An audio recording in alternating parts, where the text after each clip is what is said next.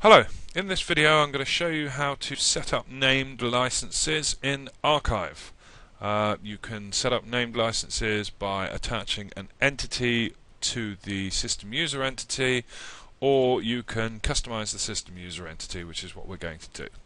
First of all, make sure you're logged in as a system administrator or a system customizer, otherwise you won't be able to do what I'm showing you to do.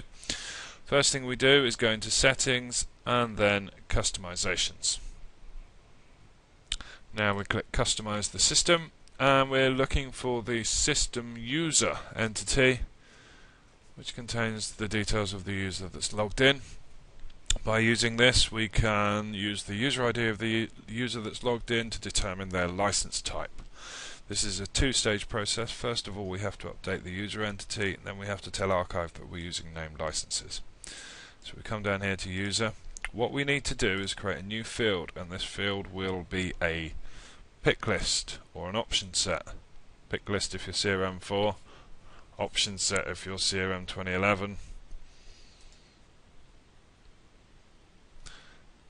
First thing we need to do is give it a display name, so I suggest we call it Archive License Type.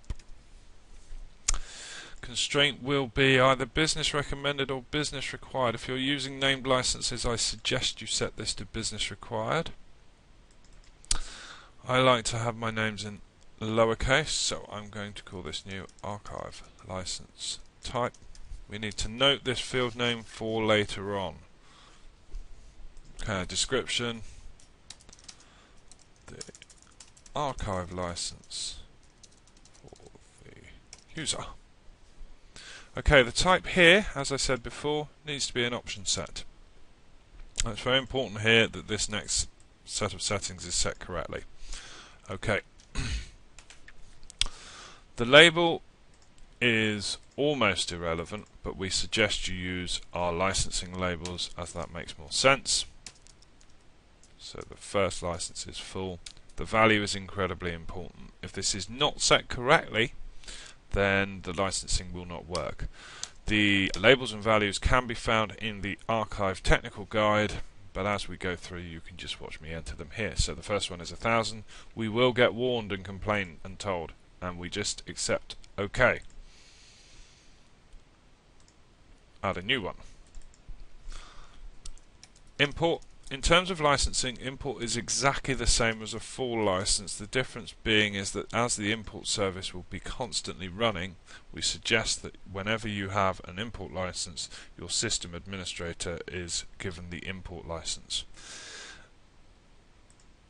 This ensures that import can always run properly and that the system administrator is the only person using up that license. Read only has a value of 750.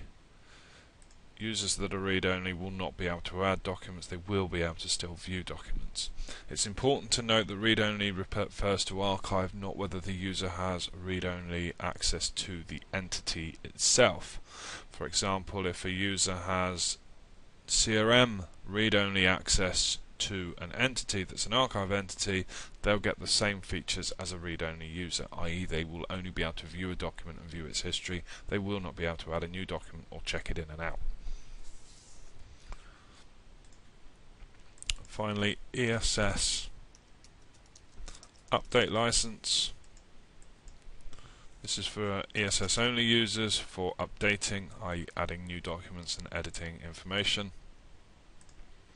And finally, ESS read only.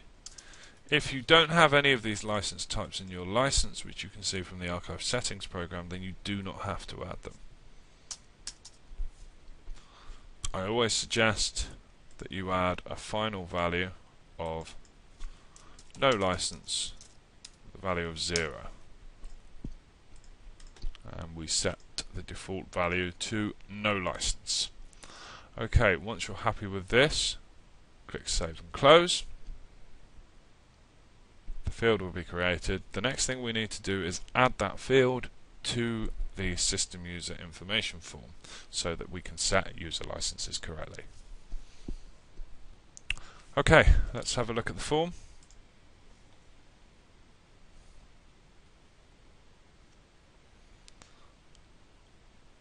we have the appointment book, the main and the mobile. I would suggest you do it on the main. You may wish to do it on the mobile if you wish to show people on mobile devices the type of license they have. We should find here our archive license type. I've completely lost it. There we go. Because I'm lazy, I'm going to shove it directly underneath the username.